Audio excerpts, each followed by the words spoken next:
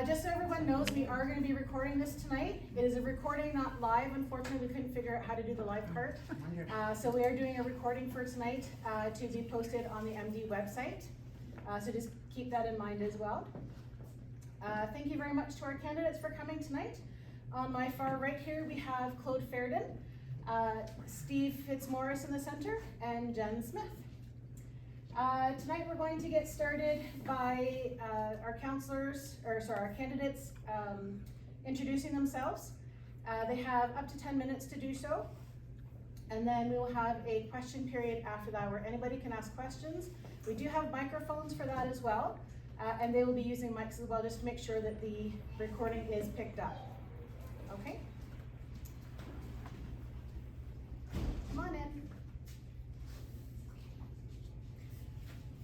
Steve, we're going to go ahead and get started with you.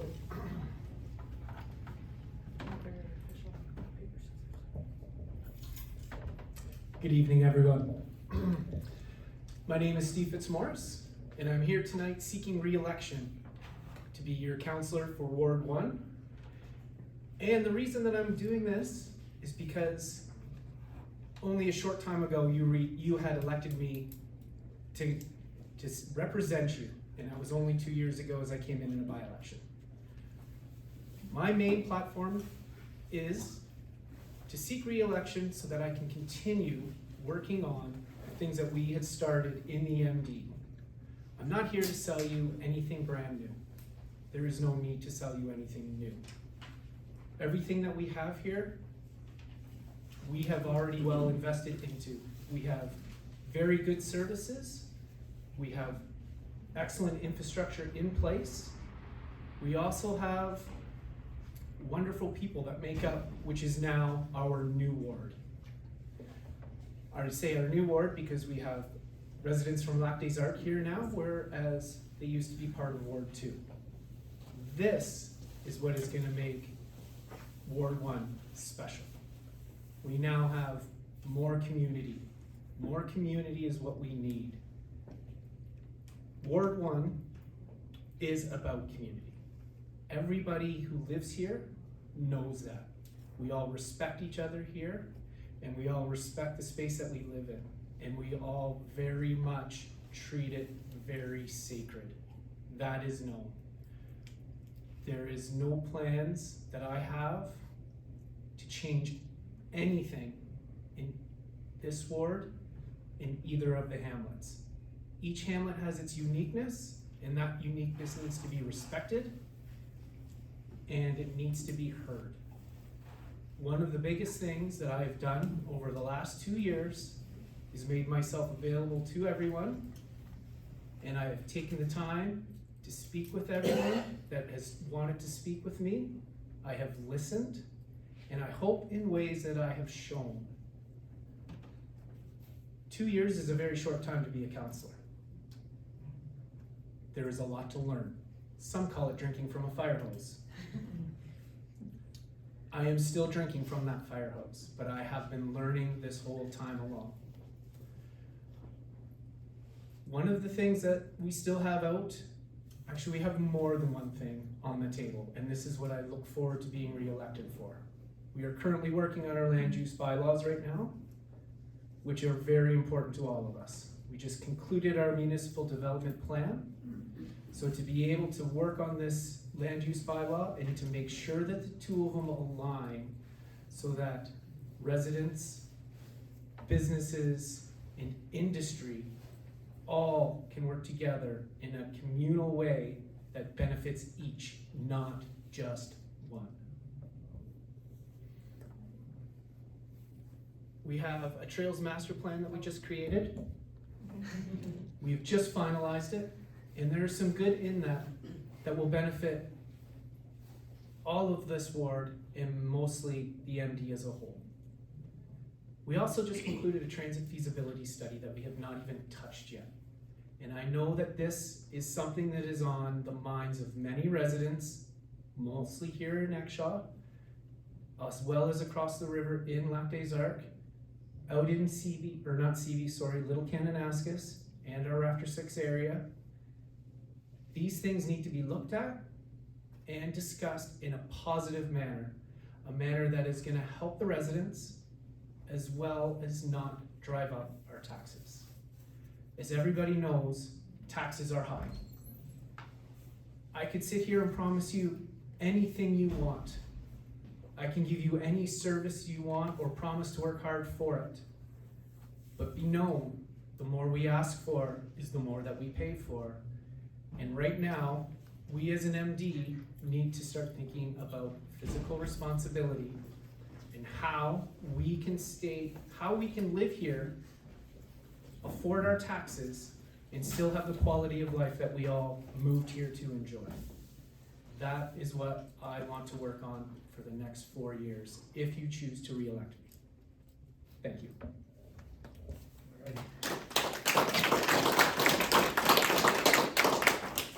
Next up is Claude. Sorry, am I pronouncing your name correctly? Yeah, perfectly, Thank you, Claude. okay. Thank you all. Thanks especially for the people of Lac des Arcs for making the trip. I was considering paddling over there at one point. It's got to be done. We're too close to not make the effort. So thank you for coming. Claude Fairden. I am a 14-year resident of Kananaskis. My first day of living in town was actually the first day of the flood. I woke up that morning to state of emergency, and that was my first day in my house, in my new house with my young boy. I'm running for council because I believe in turning challenges into opportunities. I understand the unique needs and the unique character of both Lac des Arcs and Exshaw as communities, and I also understand the potential of both. I know how to get results. I was a municipal firefighter for over a decade, serving in both Kananaskis Emergency Services and Bighorn MD. And I ran a successful business for 14 years in Kananaskis. On top of that, I served for 4 years as on KID Council. At the end of my time there, I was the vice chair. I ran the Telecoms and Broadband Committee and created a plan that was actioned upon for the G7. They were able to take the plan that we've been working on for 3 years, and it was shovel ready, and they were able to make it happen so that there's now cell phone service and broadband internet for the residents and the workforce that's down there in Kananaskis. That was a big fight and an investment into the community there that I thought was worth it. So with that, we also found the funding for it by creatively problem solving and working towards partnerships with the province and the feds to get almost all of it paid for. So the money that we had put into it got multiplied by 4, and I turned $340,000 into $1.5 million for that program, and then in the end the feds I think paid for most if not all of it. So it was fantastic. That said, I also was in charge of the transit committee in Kananaskis at the end of my time there, and we had worked on a feasibility study in partnership in conjunction with the MD of Bighorn. I suggested that we link up with the MD of Bighorn because the two things, or there's multiple communities that link up Canmore and Banff to Kananaskis, and I saw a need for not just the residents of Kananaskis, but the residents of Exshaw where I live. I've been for 13 plus years. We also secured funding for that. I thought if we partnered with MD Bighorn, we could cut the price in half, so $75,000 turned into 30 plus each. So, 37 or 35,000 each. And then in the end, the feds funded the whole thing. So again, I'm just telling you this to show that I like to find free money wherever we can in order to keep costs down and to save taxpayers money. My goals are to engage with the community of Lac des Arcs to make sure that their unique needs are met and that any development maintains the unique characteristics and charm of that hamlet, and as well as the charm and character of Exshaw. Like we're not going to get anywhere by trying to stop all development, and I understand that if we partner with the developers and if we work with them, we can avoid big conflicts and we can avoid losing any control. So these are the things I want to work on. In addition to Fire Smart funding, near the Lakeshore Drive houses and the staff residents in Kananaskis. I was part of the committee in Kananaskis to run Fire Smart programs for the residents down there as well. Again, there's funding for that, and it's my goal to make sure that community preparedness is in place, and that natural disasters are going to be minimized with proper planning. I am the dark horse in this race. I'm not the person who's an incumbent this time, but I look forward to any questions you have and to getting to know more of you as I go door knocking throughout the next couple weeks.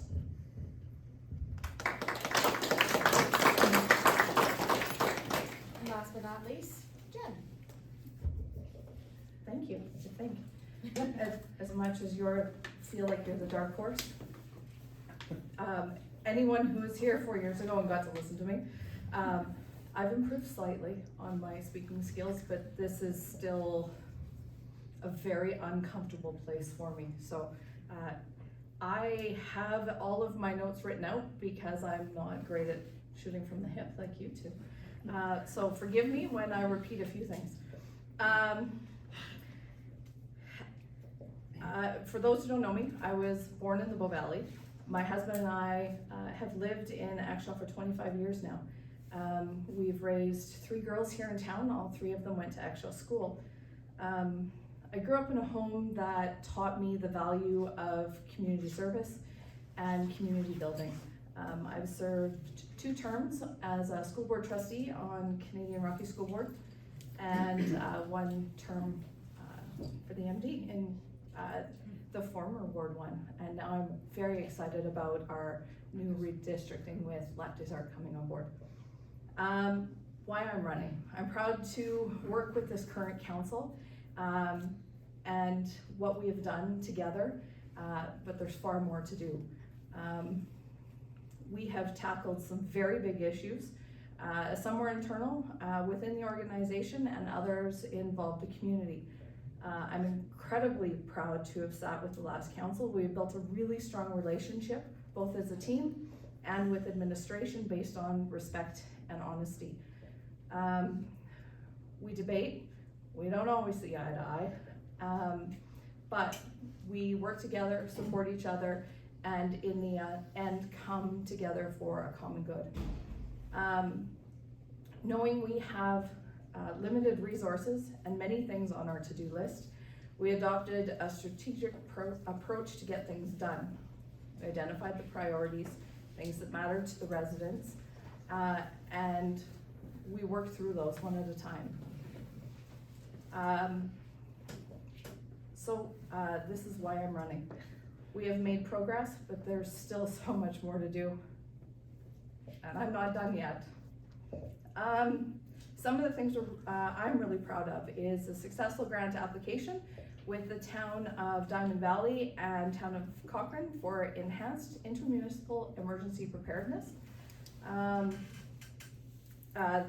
The MDP, as Steve mentioned, on October 1st, we became an accredited municipality for safety code permitting once again, now that we have staffing levels and resources where they need to be.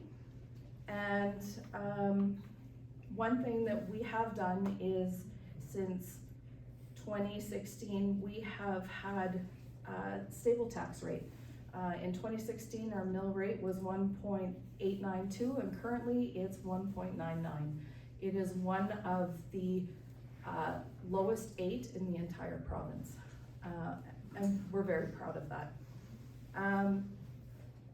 I understand that I'm only one voice on council, and that it takes collaboration to get things done. I understand that I represent the diverse voice of Ward 1 residents, but also understand that I must take the welfare of the entire municipality into consideration when making my decisions, and I don't make them lightly. I value truth and honesty. That was in my platform 4 years ago, and it remains in my platform now. My focus in this term, if I'm reelected, is to listen to your needs, balance those with our municipal resources, and find sustainable ways to keep our communities strong and unique. Effectiveness and efficiency. I want to ensure we're not only doing the right things, but doing them the right way. So I humbly seek your support for re-election.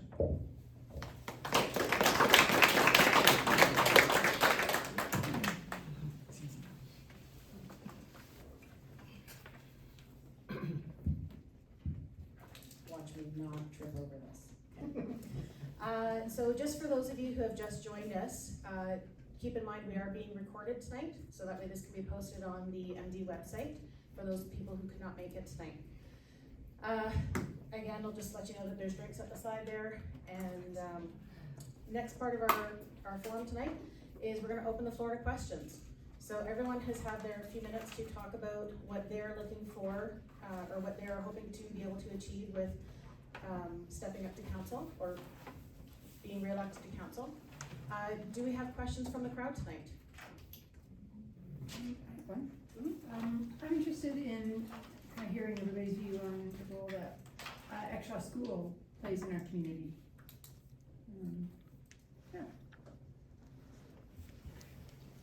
So the question was, looking to hear everybody's, I'm sorry, can you? Yeah, everybody's view on the role that Exshaw School plays in community of Everybody's view Exshaw. on the role that Exshaw School plays in the community of Exshaw. Yeah. Okay. We're gonna, Do we just want to go down? yep, just go down the line.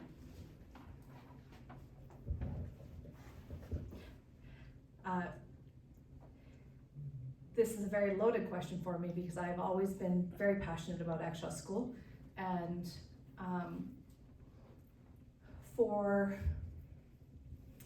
I can't even think of how many years now.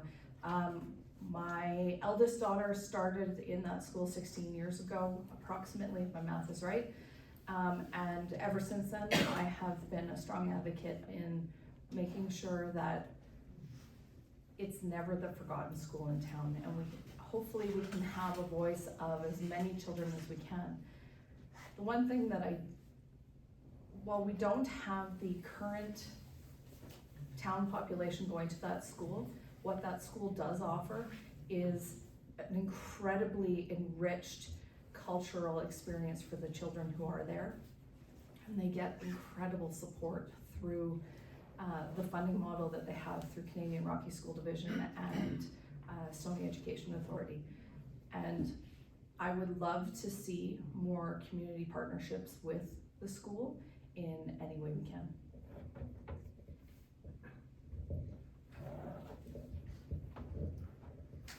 Thank you. Yes, the Exshaw School is a very important school. It is one of Canadian Rocky's schools throughout our Bow Valley. It is a school that I believe has the attendance of 4 Exshaw kids right now. And that is a good thing and a bad thing all in the same. Exshaw School is a unique school. It is different than any other school within Canadian Rocky's school division. With its partnership with Stony Education and its federal funding money that helps get those kids from Minithne here. It is important that we make sure that we can do what we can as a municipality, because there's only so much as a municipality that we can do, because it's under the purview of the school division, which has their own board of trustees. So working together is always something we want to do. Any child that gets the chance is going to benefit from going to that school. The resources that they have there are top notch. The class sizes are small, the teachers are dedicated. Those that are not going there are missing out. As far as my family and our choices, we chose a different program. We wanted our kids to experience learning French early on, and that is why we have decided to send our kids into Canmore for the Canadian Rocky School Division. Had it not been for that, they would be at this school, because we believe in supporting community and keeping everything as close as we can. Anytime that I've been invited to the school, I have attended more than happily, and as somebody who speaks with the teachers on a daily basis because I get to see them, I've been able to form relationships, teachers, administrators, and all I can hope is that the Canadian Rocky School Division continues their good work with Stony Education and the federal government to keep that school in place.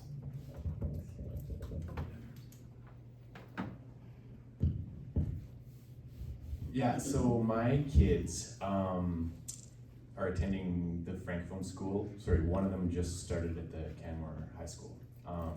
But both of them attended the Canmore Francophone school at Notre Dame des Monts for the same Francophone or French Canadian experience that I got when I was a kid.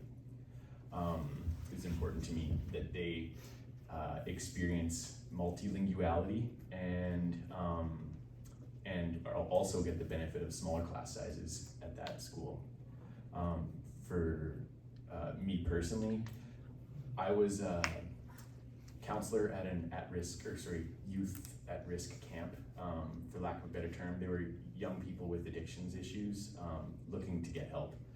And most of them were self-selected.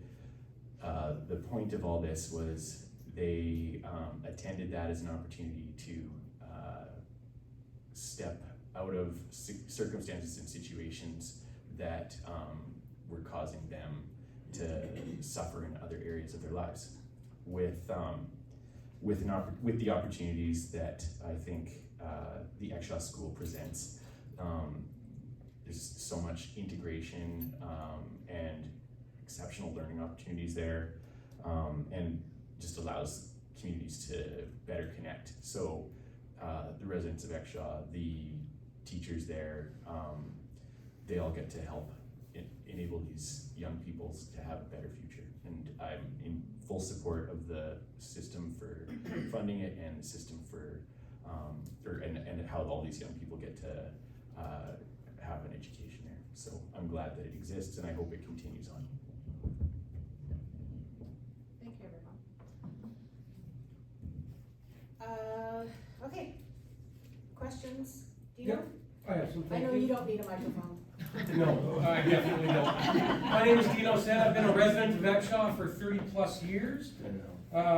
And I asked these same questions the last time we had an election to Mrs. Smith and Mr. Fitzmaurice. So for Claude, I've got a few questions for you in succession. I hope you don't mind. I'm not picking on you, but you are a new candidate, so I have some questions.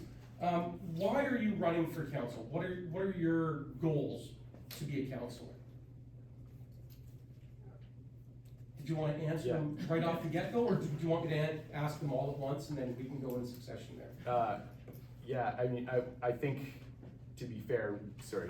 That's okay. To be fair, how many do you have, and do you plan on answering all of them in a row, or would you like to share the questions with others? Does anybody else have any more questions? Because I didn't see anybody else raise their hand, so. I have one question, but I can Okay. wait. You know, no, if you have one question, then you go ahead first, and I'll go into my questions afterwards.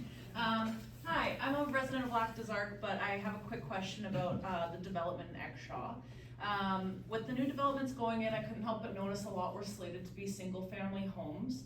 I myself grew up in a coal mining town, and there was always a big importance on having multifamily units, such as apartment buildings, a little more efficient, much more affordable. I don't think we want any Canmore condo craziness, but I think you understand what I'm getting at here, and I'm just wondering kind of the reasoning behind that and what the future looks like for development in that aspect.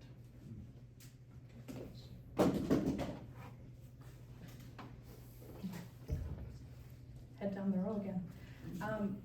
When the Exshaw Mountain Gateway area structure plan was passed, there were approvals in it for duplexes, and there are also 2 multifamily lots that were approved for phase 1.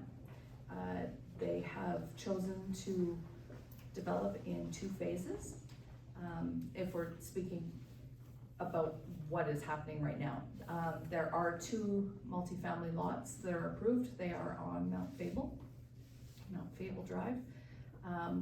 One at the end of McGillivray on Mount Fable and one on the end of Barrier Mountain Drive. And then there were also approvals, from what I can remember, for some duplexes in there as well. Not just multifamily, but one thing that we did hear from the residents of Exshaw when it was going forward for the initial area structure plan approval, and then again when they came forward seeking an amendment, we heard loud and clear from the residents of Exshaw that they didn't want big multifamily, and there was concern raised from the public on the Canmore style big complexes. So Interesting, thank you. yeah, it was listening to the community. Sorry, go ahead. I had a follow-up question. If you have anything else to add going down, I think I turned it off on you. Yeah, actually, there is not a whole lot much more that can be added to that. As that development went through its consultation processes, a lot of listening, a lot of talking, hopefully a lot of learning. But the general consensus is the members of the community wanted a development that would represent the rest of the community. And as you know, we don't have very much multi-unit housing. With these new multi-lots that are going in, there will be a couple. There is, we have 1 duplex up on the other side by the school. That's about it for the town. That is all that we have for right now. As development goes along, there is not too much left in Exshaw. Most of the lands that are left to be developed in Exshaw are privately owned already.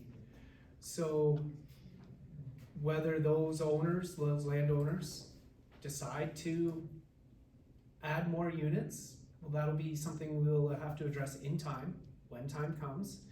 And as everybody here knows, there's housing issues. There's not enough housing or attainable housing. I don't like to use affordable housing. There's not enough for new youth to get involved in. The price ranges are quite high, so I can see where multi-unit housing can be beneficial because of the cost being lower. It is a matter of getting to that when the time becomes right and the land becomes available for it. And again, at that time, whoever is council, whenever that is gonna listen to the community and take their thoughts first, and that's how things will shape. It's not gonna be shaped by one individual's personal choice. It's gonna be shaped by what the community wants to start as the base. Thank you.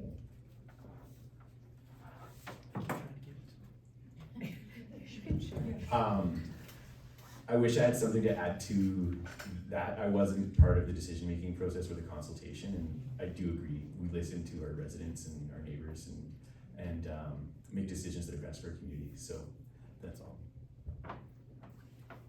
Frankie had a follow-up question to that? Yeah,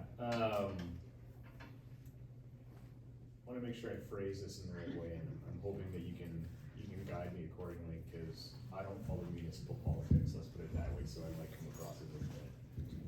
Thank you, I love it, Mike. When you say that you listen to the needs and the wants and obviously the concerns of the community, like, I guess I'm wondering, how many people does it take to sway a decision for building on private land? And I'm not trying to come across as aggressive or anything. You know, in my little world, you know, a guy owns a piece of land, he has a development permit, he has a little bit of leeway in terms of what can be built depending on how it's zoned or whatnot. So obviously I'm sure there was a town hall with a presentation, and that's where a lot of residents, rightly so, voice their opinions and voice their concerns. But you know, you know, we have a planning division, we have frameworks around how things are meant to be developed in any municipality. So how many residents does it take to stop a developer from saying, okay, we're not gonna build any more multifamily homes, when Steve, you've rightly said that overall, not even municipally, nationally, probably around the world, that we have a housing crisis. So, what, yeah, how many people does it take, I guess is the question. Do we want to start? I'm happy to answer, but I feel like I'm monopolizing the first one.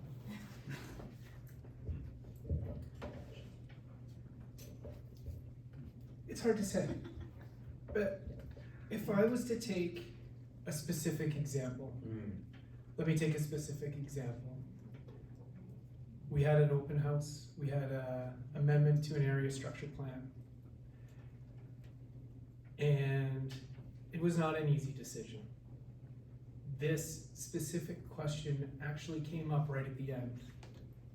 But I'll tell you this, out of that public hearing, all the consultation, what was heard from, I've gotta give 40 or so residents, not one resident showed any favor or any sign for increasing density. That is what we listened to. And did they give you any reason for why they were against increased density?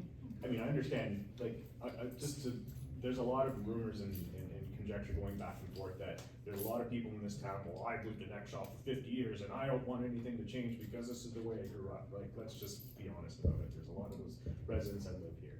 So I'm very, very curious as to logical reasons why, you know, people were against more multifamily housing. And were there studies done about how that could have benefited the community?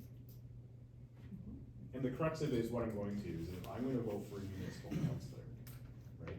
I wanna make sure that, yes, you're representing my voice, but we're oftentimes in politics, we tend to support the vocal minority as opposed to trying to get the silent majority to pipe up. So that's sort of the framework of why I'm asking. That's where I was going. Yeah, perfect, great. So there is a silent minority. They need to speak up. They need to get their voices out. It doesn't have to be in a screaming match. It doesn't have to be standing on top of a rock and yelling. It means contacting your counselor. Nobody contacted us in a way to voice a positive, you know, saying, I want this. If somebody says they want something, we're gonna listen to you and we're gonna voice that for you. But if we don't hear it, we can't voice it. And we have to be able to hear it. If somebody wants something new, please say so. Because the only way to start a conversation is to actually start it. Well, I have to say that, so I'm in Lac des Arcs, and this is antagonistic and I apologize, but it actually is pertinent. So our community voted to stay in Ward 2. And the councillors put us in Ward 1. We have almost nothing in common with Exshaw, which is fine, like it's an MD, we'll all work with it. You guys are super open and welcoming, we love that, it'll work out. But we did not vote to be here. And that was our voice, and it was a very unified voice. So something is a little off on the, like, nobody speaking up. We spoke up. Man, we went to town on this one. Go ahead. If I may, I'm going to start with Brent's and circle back to yours. Because one thing that, to piggyback onto what Steve was saying, there's definitely a vocal majority. And I think there's a true disconnect in this community on people feeling whether they can voice their concerns or not, on whether they have voter eligibility. And that is not the case. Anyone living in our communities are people we want to hear from, whether it be the youth who are under 18, who have a strong opinion, or whether it be someone new to Canada, or for whatever other reason, aren't eligible to vote, they still have an opinion and a voice that is very silent right now, and it needs to be brought up, and we need more. And we are willing, the council that I have currently spent the last 4 years with, is willing to listen to anyone who comes to us, not just whether they can have their name on a ballot. So that is one point that I would like to make as well, because there is that disconnect. Now for the wards, absolutely, and the Lac des Arcs voice was heard. It was heard loud and clear. And you just decided to ignore it? No, it wasn't. Yes, It wasn't- yes, that was the result. We're gonna Let let her her speak. speak, we're gonna let her speak. Let her speak. Yep. Because I understand that you feel you were ignored. We had hired professionals who came in to help us and had experience all over Canada, helping set up ward boundaries and what would make the most sense. And it was brought up time and time again by councillors who sat at that table, who also had very strong opinions. But when it came down to, I think initially the 6 options we were initially proposed, none of them sat well with all 5 of us. So it came down to where we thought we could best align. Exshaw and Lac des Arcs are, I can't even think of the word I want, so incredibly, remarkably different. And I am really excited to be able to represent Lac des Arcs now. I have very good friends who live in Lac des Arcs, and I have, although not 25 years living in that community, I do have a sense of what drives that community and what brings you guys together as such a wonderful, unique area. And if reelected, I'm not looking to change that whatsoever. I want to hear your voices. I want to hear them louder. I want to be more involved. And I understand why you feel that way, and I'm sorry. Yeah, thanks.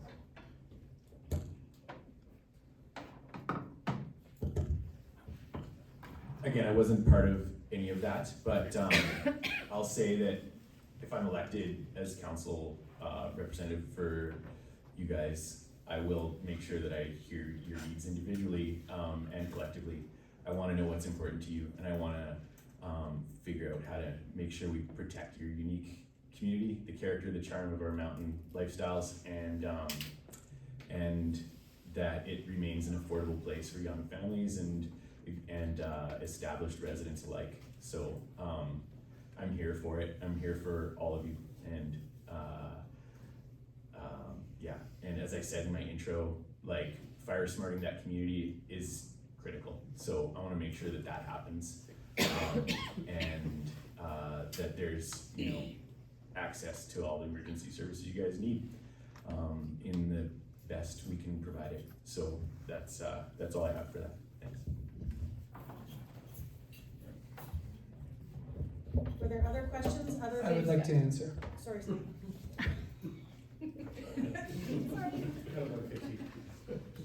The ward boundary review was very personal to me.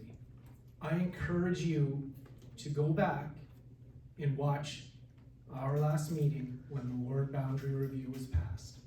You want to know how I feel? I was very much adamant and listening to the people of Lac des Arcs. Watch, see the votes, and you will have a clear understanding of how I feel. I lost that vote, and I'm sitting here today welcoming Lac des Arcs.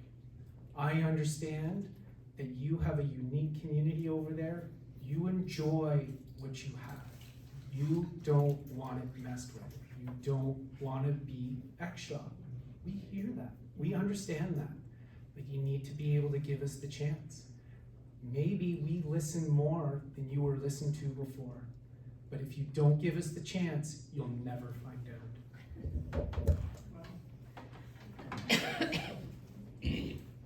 Sorry about that little interruption there.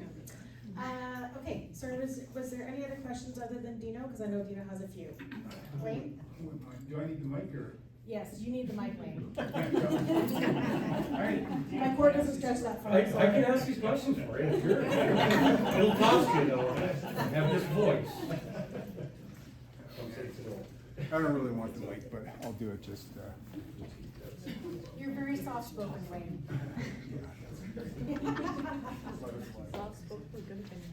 I almost feel bad asking my question. That's some pretty deep stuff there. And I didn't realize it was so divisive over there, but welcome to our ward.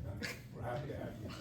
Well, we feel welcome, like seriously, this has been welcoming. Yeah, but it is our nice- ward, it yes. isn't your ward, it's Yes. our ward, and I think Well, we're all that's. meant together now. No, I know, but I think there's, before you ask your question, there's a perception in Lac des Arcs that we don't count because we don't have any commercial, I mean, we're probably the heaviest tax base, really, because we're residential, but when we say we don't want something and it's not listened to, so how are we supposed to, take that? And Steve, thank you for your answer, it was great, but there's a notion there that we don't have anything to say, you know, it doesn't matter what we think, and I think that's how the community is kind of feeling, but that's going to change because the community association is on it, because we do matter. Perfect. Yeah. My question's kind of along the same lines, listening to Steve's introduction and Claude speaking about the valley and how the environmental part of the valley and how important it is to us. And I've been thinking all day how to frame this question because it's difficult, and there's nothing that these guys can actually do about it except for talk about it. But I'm just trying to start the conversation. I look at cities like Calgary and Edmonton, with all the people living everywhere in downtown, and it's got to be such a large problem that they really can't do anything about it. And we're having the same situation here in our valley. We've got, we had 4 or 5 people living in the streets in Exshaw here the other night, and all through the valley, up and down, you know, our side of it anyway. It'll come to your side if it hasn't yet. I'm just wondering, to start this conversation, and what can we do, what can the MD do for us? And I realize this isn't our jurisdiction, but the conversation needs to start. How do we come up with some good, positive solutions to a growing problem? It's gonna get certainly much worse in the next couple of years. And 2 of you 3 people are gonna be tasked with listening to me and probably a bunch of others in this room. We don't wanna marginalize and push people out, we gotta find solutions too. So I'm just wondering what your feelings are in this whole encampment of people everywhere, rich, poor, in between, people that are working and can't afford to live any place but their car. So again, I'm gonna leave it at that. I'll let you guys answer the best you can. Thank you. Do you want the first opportunity? Sure. So just to be clear, the question was about homelessness and what we're doing with it? There's people are living in our homes. There's just, we're getting more and more people living in their cars. They're $80,000 or $800,000 motorhomes. Random camping and Random such. camping everywhere. Yeah. In town, out of town, everywhere. Yeah. Yeah, it's an interesting thing. Like, I understand some of it is in our control, some of it isn't, right? We've got boundaries. Crown land camping is something that many of us get to enjoy in places that are less inconvenient for many others. You know what I'm saying? Like, we can go to places like the Ghost and random camp there. When Crown land designation is in place on areas that are near our communities, then we will continue to have to deal with that. There's nothing we can really do to stop it other than potentially lobbying to have the designations changed. And I'm not sure how much our provincial partners would be willing to discuss that. I understand the issue of homelessness unhoused and people living in their vehicles and even when they're, you know, $100,000 vans, that can be a draw on the community's resources, parking spots, and just a general inconvenience. I think other than having like good regulations about overnight camping, and bylaw enforcement within our community. I think a lot of those decisions go back to the province, and that's the best answer I have as I understand it. But I don't think that Exshaw is in a good position to have like community housing for people who are in need. But if there were, say, somewhere within our like Kananaskis, Canmore, even Stony Nakota, if they're looking to develop some like amenities for people who are starting out in this valley, affordable housing or whatnot, like that's something that I've supported in the past when I was with Kananaskis Council, and that was all part of our discussion with transit, and having a way to get people with jobs from their housing to their jobs is the next step. So yeah, that's all I have to say with that. Steve, we're done?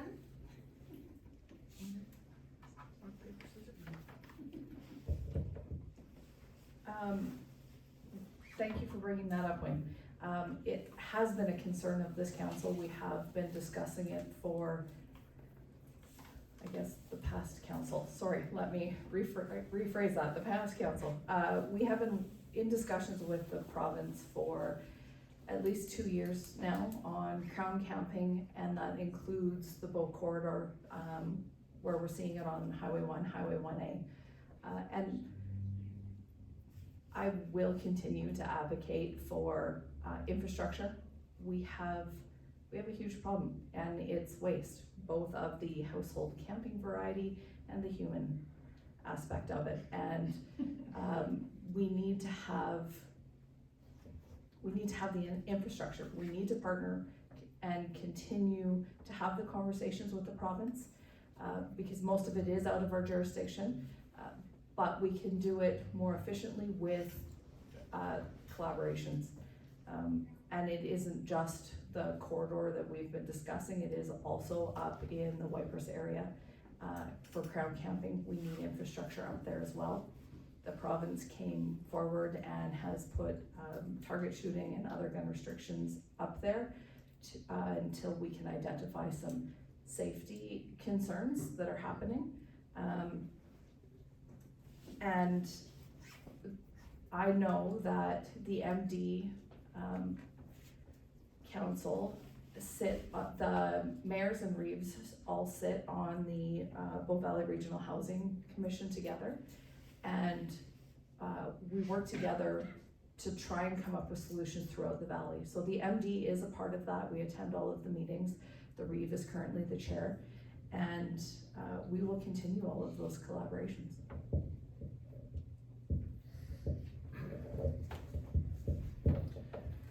Thank you, yes. So with what Claude and Jen have both said, these are provincial problems, and we have been working on these over the past couple of years now. More success in our northern ranch lands than we've had around here, but Jen nailed it. We're not going to get them to stop camping in these provincial spots, but the pressure we need to be putting on the province is infrastructure for waste. Where these people just can't keep using the woods for their facilities, leaving their garbage behind, leaving their waste behind. We see it everywhere. But what you did mention, and what you started with, is you said these people are sleeping in our streets. So that is something we can start to deal with. We have a CPO program. We have a new director of corporate and community services. These are the people we need to be talking to be addressing this. There is no reason that a CPO cannot drive through our community first thing in the morning, up and down the roads, such as Diamond Drive, to see that someone in a $200,000 motorhome is sleeping in the campground parking lot beside our community campground. Those are the ones that we can use to help us directly in our communities. Same with across the road. That is how we start within our community. The problem is much bigger, and it surrounds us on provincial lands, as we saw summers before up across from the landfill was a climbing village. provincial lands. We're working with the province. We talk with the province as a council on a regular basis. These are the things we are constantly bringing up with them. So we will keep pushing screws. We have to. But as far as inside of our community, that we can start to deal with through the services we already have in place. As a council, we just have to say, we have to put the pressure on administration to be doing their jobs that you, as residents, are paying for. That's the first big step. It would be awesome also if that, the phone number could get sent out to us, because we've been calling the RCMP to get people removed from our streets. And I don't know if that, it works, but I don't know if it's the best system. Well, if it works, Yeah, It's a good system. yeah. Yes, keep doing it if it works. Yeah, but it sounds like we've got something that's built in. Yeah. The cops have better things to do than to deal with poopers. Yeah. We have 3 That's good CPO work. officers Yeah.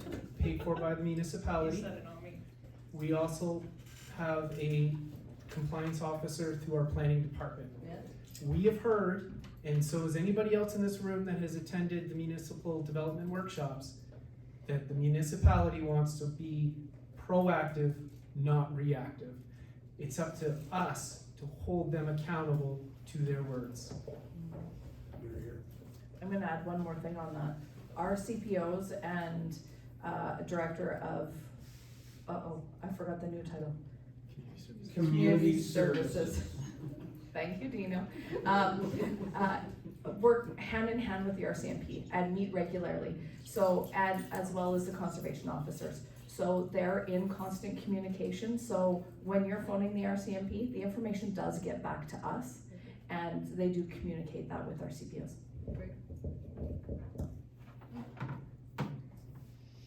I have a quick question.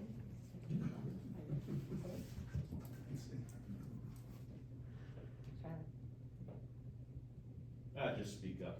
Okay, Yeah. so we're gonna, the contact information is on the MD webpage as well, just so you know, because I have to look it up each time I go. So my question, I think, is a little less deep, but, there's been a lot of talk about community tonight. I kinda wanna know, if you are elected, how will you immerse yourself in the community and support the community moving forward? Whose turn is it to start?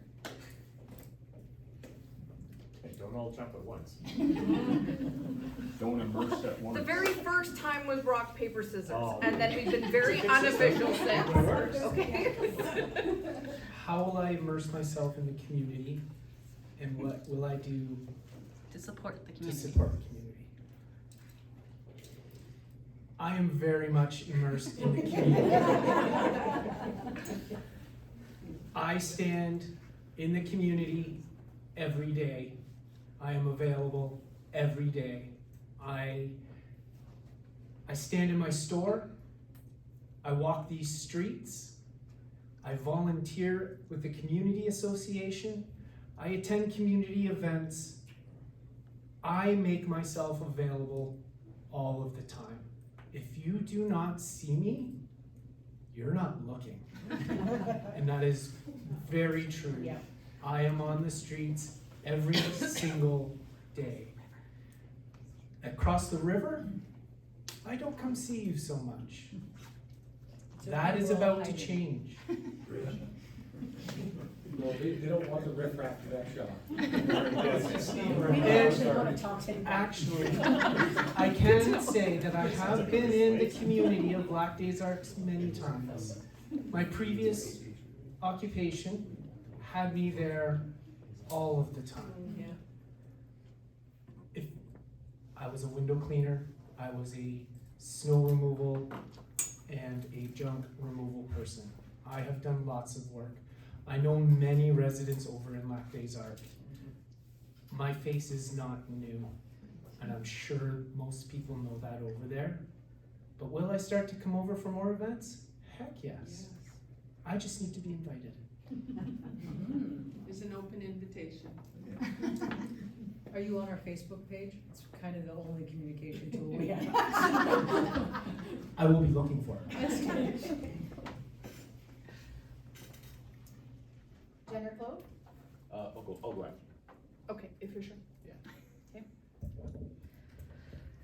Like Steve, I'm out and about. I'm always around, and as most of you know, you can find me in the library if I'm not walking my dog. And I have had the wonderful opportunity of people just coming to my door. Just, everybody knows where I live, 5 doors down. And absolutely, people come in with their concerns, knocking on the door, asking questions. My phone number is on the website. It's always in the community newsletter. It's my personal cell phone. It's not a work cell phone. I'm available and have been 3 out of 4 Christmases. I've taken calls and concerns. I'm out there. I'm every day out in the community, and I will be on the Lac des Arcs Facebook page tonight. I might just need to be accepted into that. That's you. That's me. I have an identifiable name. But I would like to start attending the community association meetings. I would love to be invited to those and come to hear and learn more. And yeah.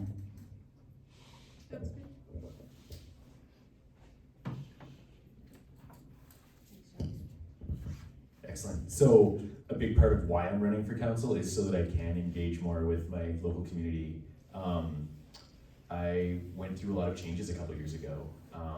I ran a business with my now ex-wife in Kananaskis, and when I had that job, I had the freedom to take part in the fire department here, and I was happy to be there for nearly a decade. And now I'm working in Banff full-time. Single dad, lots of driving, lots of back and forth, and I've lost the ability to be there for my community in many ways in the last year and a bit. So what I was able to do before when I was self-employed, I look forward to doing again. I shoveled the walks of some of the senior citizens in town. Took care of Ruthie's driveway for a good couple of winters before she passed. And bought a snowblower so I can do more of that for some of my neighbors. We don't have that many anymore in town. When I first got here, it was almost all seniors and a handful of young families. And now it's a lot of young families. And I'll speak to more of that when I get to answer Dino's question. But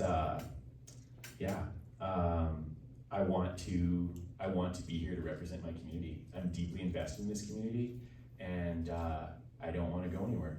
So this is why I seek this job, so I can improve this. I want to build amenities for the residents that will improve our quality of life, and reach out to my neighbors and figure out what it is that they want. I think I've heard from a lot of people. I also hear some of the same voices over and over saying, don't change anything. And I would argue that they might be a vocal minority. I'm not trying to change everything, but I want to make sure that the people who aren't getting their voices heard get a place to and feel welcome to share it. Because not everyone speaks up or wants to speak up publicly. And in private conversations, I hear some of the issues that people want to resolve. So I'm looking forward to getting more of those out there and solving more of those problems for people. No, sure. No, it's okay, the James game's just about over. It's fine. We're saving the best for last. Yeah. I just wanted to touch on something you said. So, if I may be blunt, I've heard a lot of come find me, reach out to me, I'm around. You know, it's almost like, and I say this with all the respect in the world, it's becoming incumbent on us to come find you to vocalize whatever concerns, or even just get to know what's going on. So this isn't really a question, this is more of a, I would like to see whoever's on council to do more outreach on the council end, back out to the community, to force those people, put them into an environment to actually speak up and what's on their mind. Going back to my original question about the Exshaw Mountain Gateway Public Town Hall, that was one town hall at a certain time, which unfortunately not a lot of people were probably able to attend. And that's fine, that's just the, what? Okay, anyways, my point is that I think the communication needs to go both ways. It's not just us reaching out to you, there has to be the best people, and that's on the table. Over to you. Okay, hi, I'm gonna stand. Hi, I'm new here. I just moved to Exshaw about a month ago and super loving it here. From the great metropolis of Canmore, so please don't shoot. Your accent sounds about South Canmore. Yeah, that's okay. I won't take too much of your airtime, Dino, I promise. I have two follow-up questions.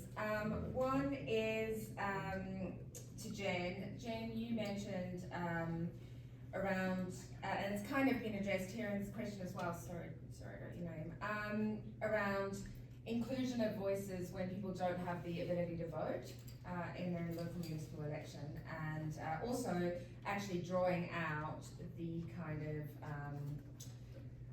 let's say, majority who are not speaking up, potentially. And it's a question for all three of you, really. So, how could you see yourselves addressing that in a situation where people are not represented here this evening because they can't vote? So I'm here this evening, I can't vote. I'm still interested in being deeply involved in the community and hearing your thoughts. So I'm wondering how it could be a bit more of a two-way exchange rather than just come find me and of course you have the same rights as everyone else who is there. So that's one question. Shall I let them answer that one first? I would let them answer. Okay, just pausing, Dino, just pausing. Because you called me out specifically, I'm taking the mic first. Sorry, no. I have tried and struggled for the last 4 years. It was a question that was asked of council in the last forum 4 years ago, how to incorporate more of the voices, particularly the ones who are not of the voting demographic. It's not an easy task, and my heart goes out to any big metro councillor who has to try and figure that out. I have the luxury of running the library, so I use the library to my advantage, so that when those families are coming in, then I can ask them those questions. I can ask them, so have you heard about this? What do you feel about that? So I'm still gaining their voice, and it is a neutral space. Today on the walk, as I was walking before this, I headed up to the other side of Exshaw on the way back down, and both times I ended up going through what I call the Exshaw gang. It's the bike gang. There is like 10 kids on bikes and scooters and skateboards. But this time, there was mom with them, and it's times like that where stand and chat with the kids that I know and then ask the mom the question, who I know is not going to be in this room. It's not been an easy task. I look forward to continuing with it. I have a voice through the library, which gives me a little bit of a luxury when it comes to your question.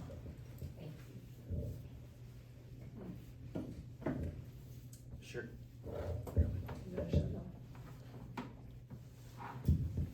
Yeah, I think it's a big issue for a lot of residents. Is my mic still on? Okay. Yeah. It's a big issue for a lot of residents that I feel like what I've heard is they feel like there's a few people speaking for everyone, and not everybody wants to speak up. I get that.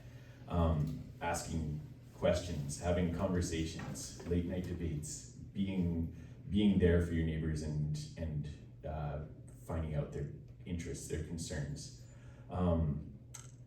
I am, as a single dad, I am the father of 2 young boys, and I know that each of them has their friends in town, and their friends have friends, and everybody runs around together.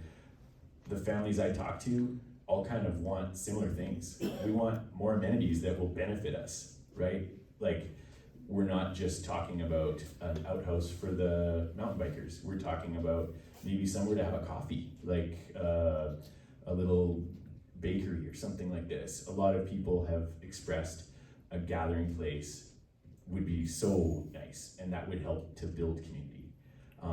I personally have no like interest or stake in setting one up myself, but I know that if somebody were interested, I'd be supportive of it.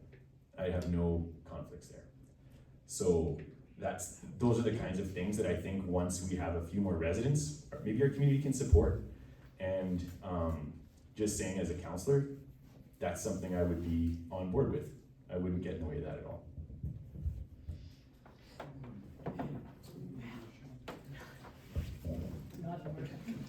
Thanks. Now, I believe the questions are similar, but they're both totally different. You were talking about residents, permanent residents who don't have voting, who cannot vote, maybe residents who are here on Lumia, things like that, correct? And you're wondering about their voice. How do they get their voice out there? Yes, that's correct. Everybody's voice can only come out if they speak, if they let it out. It's hard for us to know what every single resident's needs are. I knocked on everybody's door 2 years ago doing this. And I spoke to those residents that were permanent residents with no voting rights. And the one thing that I told them all, and I'll tell you this right now, is if you have something that you're passionate about, or you care about, or you need, come to me. I will do my best to help you. I cannot go to every single person's door and keep knocking on it to find out how they're feeling each day. That is an impossible thing. That is why I had said to answer Stephanie's questions, I am out and about. If there is a community event, I am there. I'm there with my family. These are the times when people need to be out themselves and be sharing their thoughts. That's how it works. I would love to come knock on everybody's door, but it's a hard thing to do every single day. And when I see a resident come into my store, you know I'm engaging them because you all have been engaged in my store. And if I see you on the streets, I'm engaging you because that's what I do. I am not trying to say the only way you're going to get something is to come and see me, but I can't help you if I don't know. And I'm available. I'm always available. I've tried to prove that more often than I have been proving that much longer than I have been on council. And if that has not shown in this community, I don't know what much more I can do. But I care about everybody's voice. And definitely, just because you don't have a right to vote doesn't mean you don't have a right to be heard. You do, and I am listening.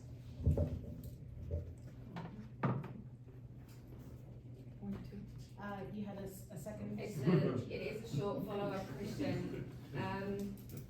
It's a follow-up question around the question of people living in their cars, living in their homes. As the gentleman mentioned, some people are employed but can't afford it, and it's a complicated issue. In the Bow Valley, we have six very unique districts and areas and municipalities and districts, and everyone facing a similar situation. And I'm just wondering what your perspective is on how, if you were elected to council, you would encourage the MD to work alongside other agencies, not only municipalities, but nonprofits in the Bow Valley to help address several issues, homelessness, food insecurity, mental health and addictions, all of those things that factor into if one falls over, the person's life might fall over. So I'm kind of just interested how you would encourage the MD to be involved in that. You haven't been done yet, have you? I do know Doug, Okay. yeah, no, I do know Doug. It's more of a council question. So I was thinking about some of these issues recently. I know there's well familiar with the amenities in Banff and Canmore and some of the limited resources we have as a community in Exshaw that we can access in those two communities as well. Things like the Good Food Box and the community food programs that they have there, where Sorry, I'm gonna interrupt you and say that the Good Food Box doesn't exist anymore. it's been dead for a bit, hasn't it? No, it hasn't actually. No. It's been rebranded, and the Bow Valley Food Alliance is available to the entire Bow Valley, as well as Exshaw, and delivers here in this very centre on a monthly basis. Wonderful. Monday. Wonderful. Mondays. Monday is perfect. Because I was looking for it recently, and I found a dead link on the MD website, and I was thinking, man, maybe it's coming back soon. So, yeah, thanks for that. Pretty out there. But yeah, I guess to make that information more accessible to more people. I know that there have been times when times were tight for me. I was between jobs and no longer getting a paycheck from the company I used to own, and I needed to make ends meet. So programs like that are there for times of trouble and to help keep people from that razor thin edge that the high cost of living in the Bow Valley can really push people to. And then, as you said, the dominoes fall with mental health and then homelessness. It can happen. So all I can say is I know that I would support initiatives like that as a counselor, and believe that there's donations made by council or by the MD already to programs like this to support them. I'd have to check to be certain, but I believe those are supported already and would continue to support them myself if I were councillor.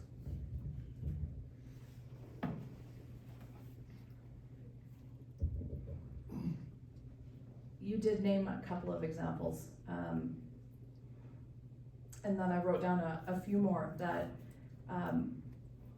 we have a department, well, really a one-man department, Doug Saul, who is really good at connecting residents from across the MD.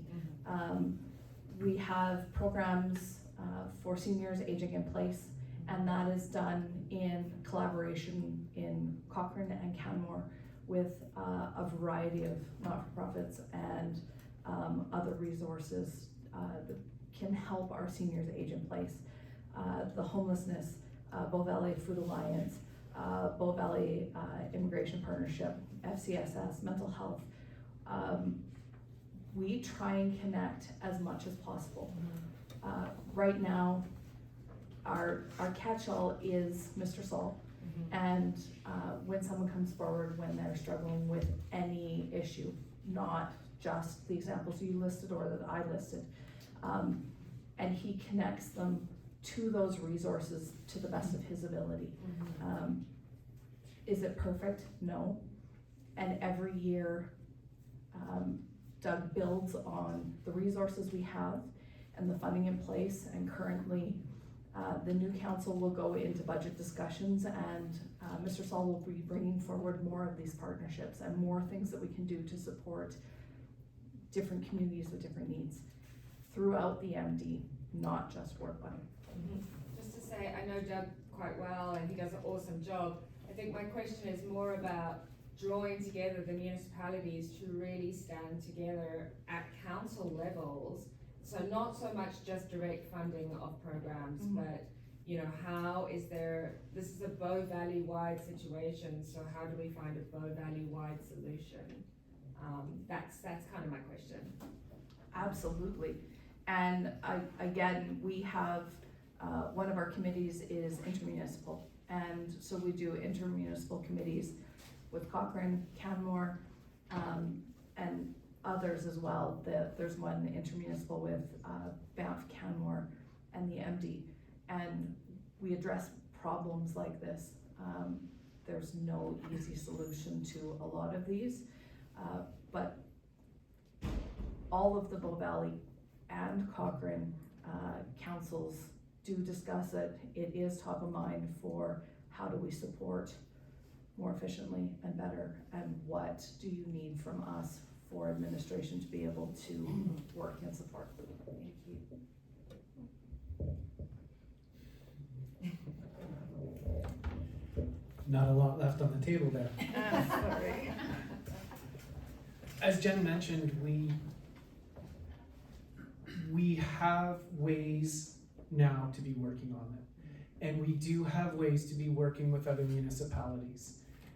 Definitely through our intermunicipal communications, we work with the town of Cochrane, we work with the town of Canmore, we talk with the town of Banff. We as councillors meet with each other even on our own, not just, councillor coffee, but like, we're at different functions and we meet with each other and we talk about different issues that we have going on, and that is one way that we're making things work. Another way, it's a little less off of the council table, but it's those in each of the communities that work in these different areas, so like the homelessness. We have residents here who work with them. We have, and who work themselves into the community association. There is ways that this is already going on, it's small and it's under the radar. And sometimes that's actually the best way to get things to work, is this smaller under the radar and not this great big blaring microphone. These are problems that we see and we talk about and deal with every day. Like you said, it directly relates to an earlier question put on, and it's not about chasing them away. It's about finding a way to work together. That is the number one thing all of us need to do, no matter if we're an elected official or a resident or whoever the heck we are. The more that we work together as people, because that's what we are, the further we will get.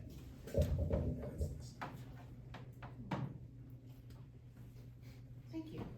All right, I'm gonna go ahead. Dino, Okay. the floor is yours. I don't think I need to reintroduce myself. So for Claude, being somebody that's running for council, first of all, I applaud you for stepping up to run for council. I think it's great that we have somebody that's interested in becoming more part of the community. Give me a reason why you're running for council, or some reasons. Sure. So the reasons I'm running for council is because I see potential for this community. I know that we are a gateway to a lot of trailheads, and similarly to Lac des Arcs with the Hart Creek Trails Network, we have trails along the river, we have the river itself that attracts visitors, and we have mountain biking trails as well. I don't think we need to pretend that they're gonna go away. They're gonna be here forever. And if we have services or amenities in place that would benefit locals and those visitors, then some local family could benefit from that as a business opportunity, and or the residents can also benefit from that. So I'm for some development if it means that it's going to increase quality of life for locals, right? I want job opportunities for my young boys. As it stands, I've got a 14-year-old, most of his friends are in Canmore because he goes to a big school and that's where most of the kids are. He's looking to get a job. The only way for him to get to and from the job is if I drive him. And if he wants to visit his friends, the only way for him to visit his friends is if I drive him. I think there's a lot of opportunity for us to increase services and amenities in our community by leveraging industrial partners and collaborating with them to figure out how to get services in place that would benefit us as residents, our young families. There's a lot of young kids now, there's a handful of teenagers, there's about to be more, right? Seniors would benefit as well from some sort of transit offering, and it's not all or nothing. We don't have to have hourly service from from Canmore to Exshaw, but if we had some sort of initiative in place, then the local residents could benefit from that. I want my son to enjoy living here with me until he turns 18 at least. And I think if we don't create opportunities for those young people, then it's gonna be a harder place for young families to raise their kids in Exshaw. I want to make it easier for them. I also know that we have a unique character in this community and in Lac des Arcs. We value privacy. We don't want full-on tourism here. I think it's not, again though, it's not all or nothing, right? We are gonna have visitors whether we like them or not. I personally mountain bike and love having friends come and use the trails. And I think when the right amenities are in place, like an outhouse, for example, and they're going to use them, right? Having signage in place so that they know where to park, that respects us and our privacy, they're gonna do that. I wanna make sure that this is a safe community as well. I've heard from many of the people I've talked to that speed limit on the other side of the hockey rink, on the other side of the playground near the hockey rink would be, or a reduced speed limit there would be a welcome change. And I just think that thoughtful growth for young families is the key to my platform. I want to make sure that this isn't just a place for the people who've lived here for 20, 30, 40 years make the decisions. We want to all get a say in how this community looks 5, 10, 15 years from now. So I reach my hand out to all those people to hear from them. If they don't feel like coming to a town hall or asking questions at something like this, I want them to know that we can build for a future with some thoughtful design.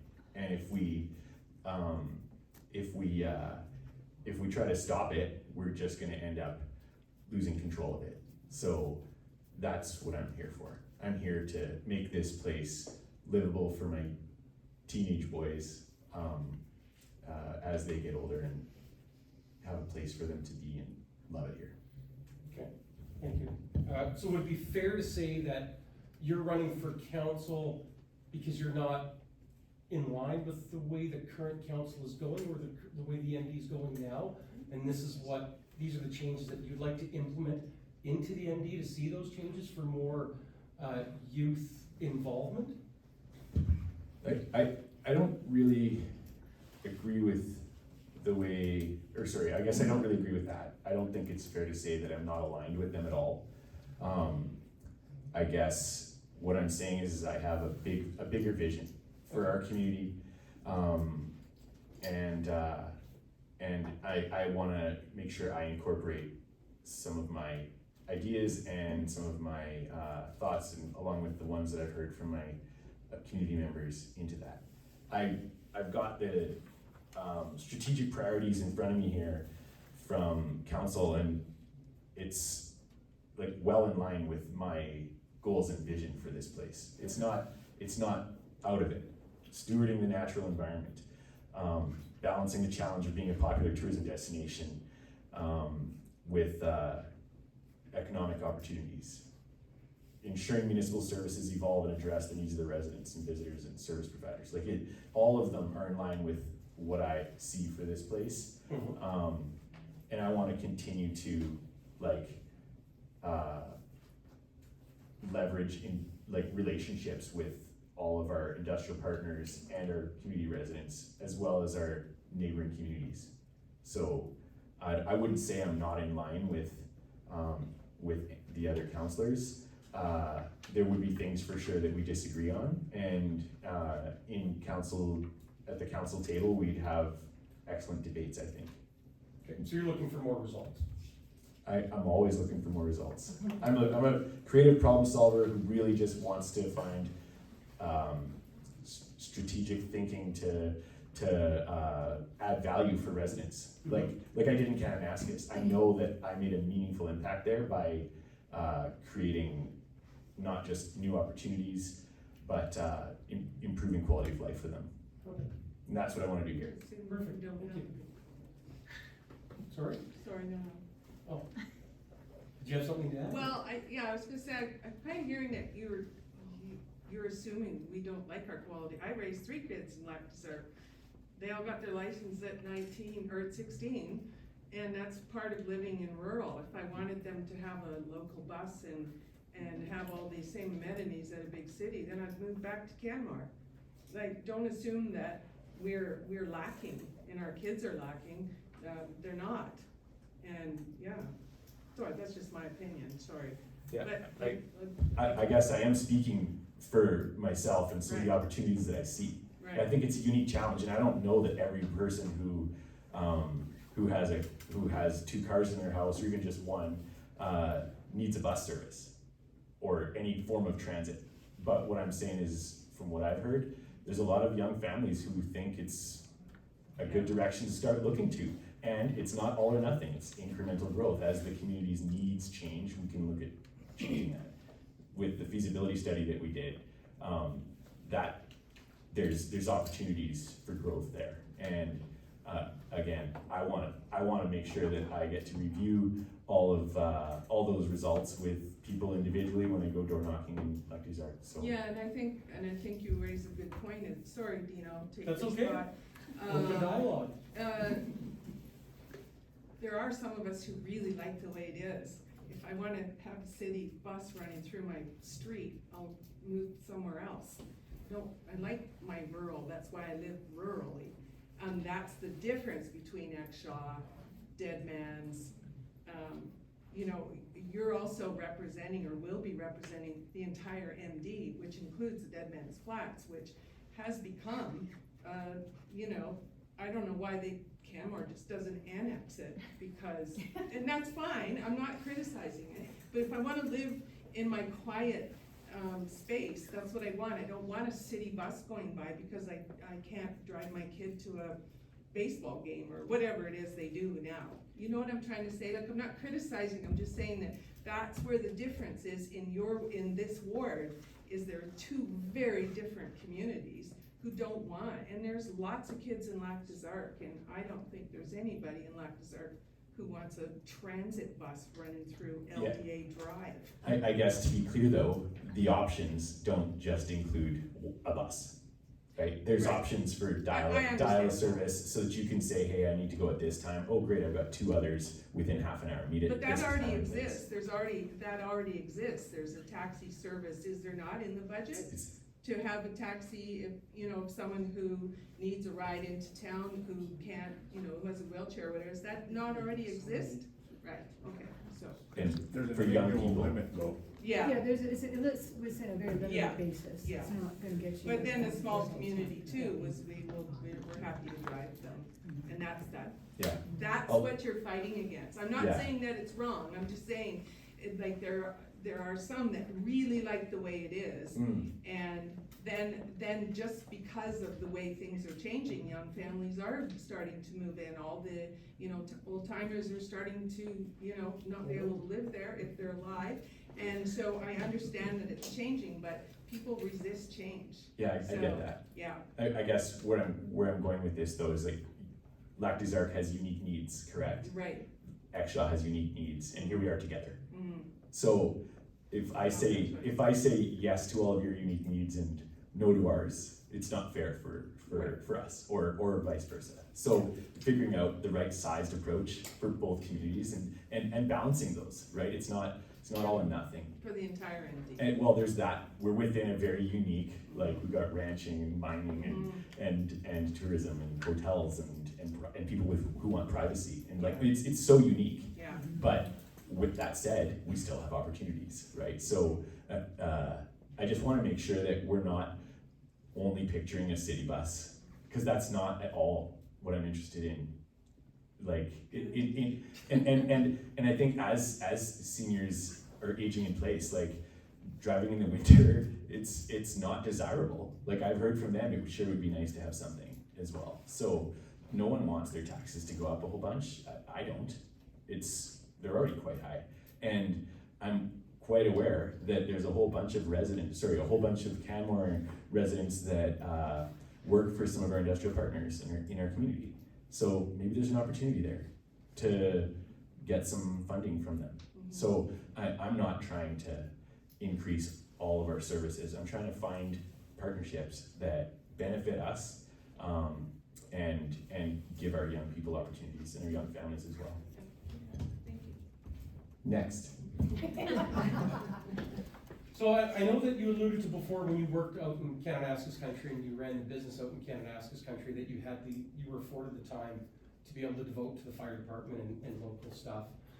And now I know that you had said, working full-time in Banff now, and I know this may be a touchy subject and this is nothing personal, but I know that in our last election, we had a person that committed full-time, so they were in for it full-time, and then 2 years later, we had by-election because that person didn't realize the commitment. So I'm asking you, do you have that commitment to do this on a full-time basis? Because it is a lot more work than a lot of people anticipate. Well, I think I'd be remiss not to point out that the reason that former councillor left wasn't because of the time commitment. It was because he no longer was eligible to remain as a councillor. So I believe he would have stayed on if he could have. And I won't speak for him, but the reasoning, I think just needs to be,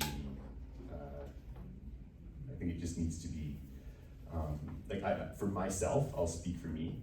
I'm not looking to commit to a full-time job in Banff if I'm elected as councillor. So that's my goal, is to dedicate myself to council. Okay, thank you. Awesome, thank you. Well, I appreciate that. For Steve and Jen, if re-elected, what do you feel the both of you could do better to serve us in the community?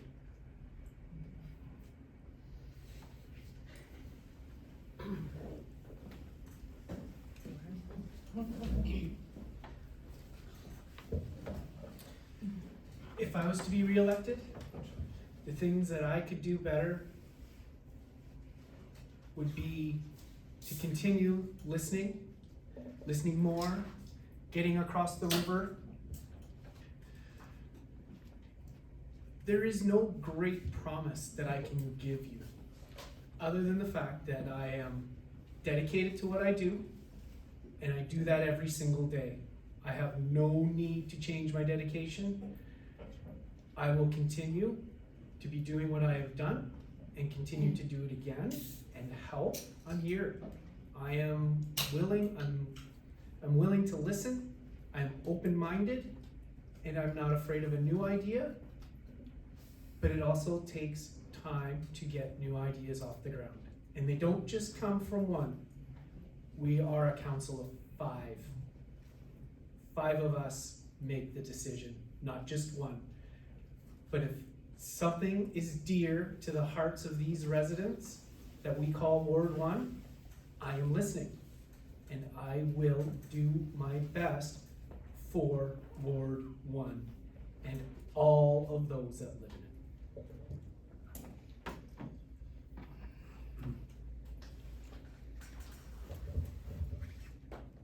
I knew I was not gonna get off easy with any of your questions. Thank you.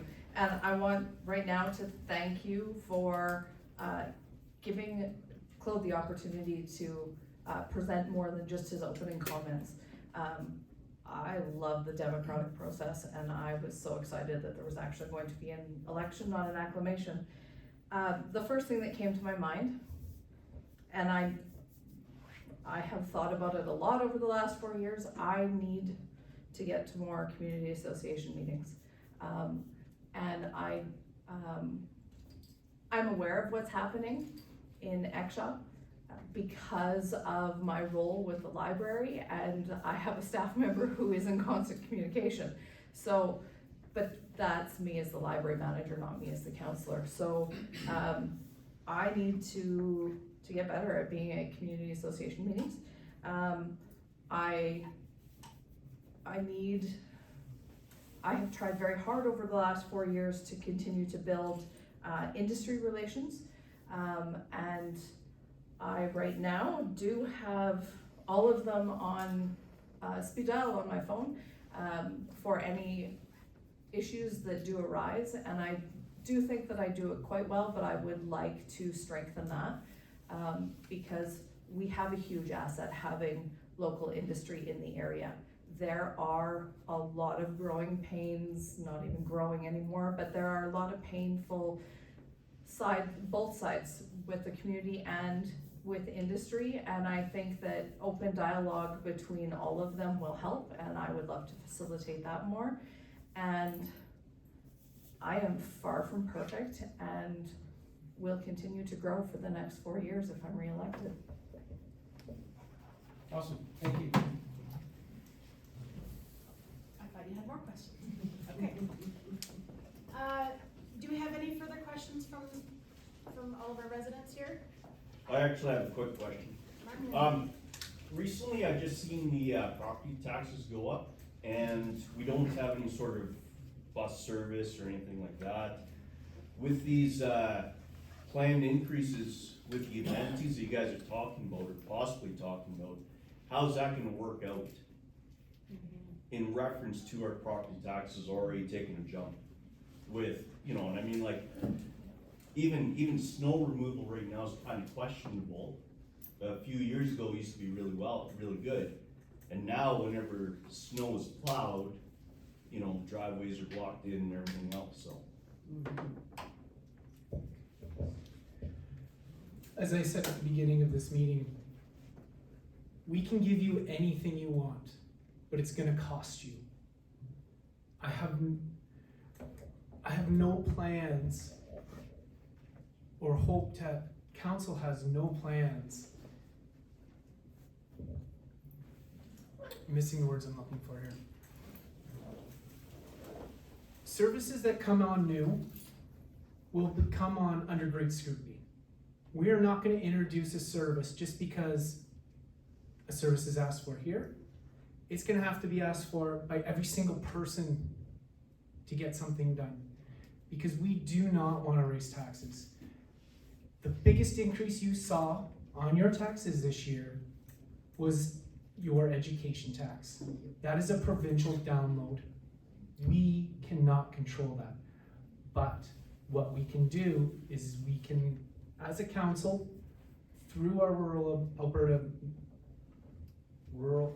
Association, we can lobby the government to help that. We're not going to be able to stop it. The provincial government's going to do what it's going to do. We're not going to let them do it easily. We go to Edmonton twice a year to get into the ears of any minister we get the chance to. And trust me, in the last 2 years, I've been in the ear of a lot of ministers. We have made some great connections. We, if re-elected, will continue those conversations. I said at the beginning that fiscal responsibility is on my radar. It is, and I mean it. That is why I'm not gonna promise you any services new. They may come, but they're not gonna be just thrown out there. They have to be valid, they have to be wanted, and trust me, before anything comes around, community gets their chance first. Community always has had their chance to tell us how they feel and what they want. Again, we are listening. I am listening. That is the best that I can do to make sure that aging in place can happen here. Taxes can be kept as low as possible. We're not going to be able to keep them to the ground. We just completed a major project up the road. We built an $11 million operation shop on budget, on time. That is gonna take us time to recover from. This is why new infrastructure really needs to be scrutinized. I'm not saying you don't deserve things. You all do. You do deserve the services that you ask for, but it has to come responsibly. And that is what I will do if I'm reelected.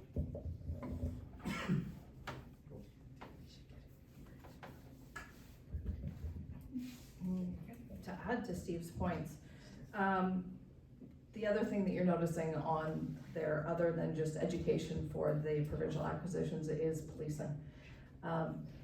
And for a lot of years, it was only the major metros who had to pay for the provincial policing offload, and now all of the rurals are paying for it as well. And we've been seeing an increase over the last 4 years. But I don't think you were here for my opening remarks, Mark, when I mentioned that councils of the day for the last decade, since 2016, have kept the taxes, the mill rates for them in 2016 was 1.892082. And in 2025, we are only at 1.960176. And that has been a lot of hard work for a decade of councils who have sat there and been as fiscally responsible as we can be. We are in the bottom 10, I think we're the 8th lowest in the whole province. We are quite proud of that. And we will continue to be fiscally responsible. And like Steve said, everything comes with the community voice first. Right, I can't pass it to Claude, he has his own. Yeah, it's all good. Yes, it's a good question and thanks for asking it. When I was councillor in Kananaskis, I represented the ward of small and medium-sized businesses. While I was there, we ran into a problem where we couldn't afford the new fire truck. We were short in our budget. It was a smaller operating budget than we have, or well, capital and operating budget than we have in MD of Bighorn. And we don't have big industrial partners down there. At the time, we weren't taxing them with a split mill rate, which means charging a different amount to corporations or commercial entities than the residents. I voted against my interest to increase commercial taxes. I have no business in this community. I'm not interested in increasing taxes for anyone, but I have, like, if we are going to get, if we're going to get, like, I guess, cooperation, or not cooperation, if we're going to get collaboration with municipal partners, then there's tons of opportunity for them to be great neighbors with us, right? And if we have, like, there are levers in place that we can use to get funding that wouldn't necessarily impact residents if we use them. And those are tools that we use cautiously. I'm not saying, like, Exshaw does have a split mill rate already. Commercial is paying near the maximum. And in order to get them to pay more, everyone has to pay more. So, or we increase them to the maximum, which may scare off other small businesses because they'd be taxed at the same rate and multiplier. So that said, there are financial levers to use, but more than anything, there are so many opportunities if you look at the province and the feds for funding to get initiatives off the ground. So while I see the need for some amenities or some things that would improve quality of life for residents, I am also fiscally conservative, but also a creative problem solver. I look for opportunities. I build relationships to try and get that funding, like I did with our telecoms and broadband initiative down there that got all the residents the internet where they didn't before. So again, not everything comes at the cost we expect if we plan for it and are creative about how we go after it. I know there was one final question. We'll take one final question for the evening. What's your position on the emergency services bridge that Black Desert, I'm sorry, now I have to move somewhere else. What's your position on the emergency services bridge? Just so you know, it's super loaded. Yeah. If it wasn't clear. Yeah. I'll go first. Can I? I'll just throw that out there. Yeah. If I am elected, and that is something that the residents of Lac des Arcs want, that's something that I would support if they wanted it. If they didn't want it, I would not support it. You also have to support what the Exshaw residents want. Yeah, that's That for seems little. to We be don't part of- want you over here. Excellent. Well, you're over there. There is that. I- Let the river exist. I understand that privacy is important to you guys, and it's something that I would honestly consider if you guys wanted it. But I wouldn't want to open all that up. It would become a well-used road if you guys didn't want it. I should say it could become a well-used road, or if it was just emergency use only. If that was something you guys wanted, we would look at it as council. I wouldn't go after it unless there was a drive for it. As it stands, we have cooperating agreements in place with Canmore and Kananaskis to help service you guys in the case of emergency. And I know that it would help with response times if we had that bridge, but at the end of the day, I think that it needs to be asked for by the residents. It needs to be initialized by them. That's how I feel about it. Well, I think there's just a concern that it would become more than just emergency services, like I think, and where would it go, right? And that's the other part, I mean, it is a loaded question. Keith's backyard. What's that? Keith's backyard. Oh, yeah, Keith's all fine. for it. Yeah, Keith would be fine. We would both like to answer this as well. Yeah. You are referring to one of the options that was presented by Transitional Solutions.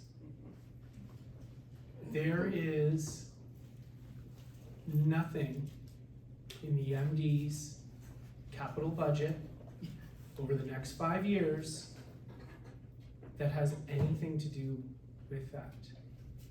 The only thing that is sitting on the capital budget over the next 5 years was the other option that looked at a permanent fire hall. The only people right now that are talking about a bridge are the people here in the room.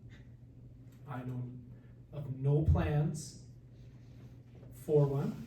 If there does become plans, we go back to the same process that we kept talking about this whole night. We will talk to the residents. We will talk to the community. The communities will have their chance. That's what it will come down to. As of now, I see no plans. I have not seen a plan. So that's the only answer I can give you for today.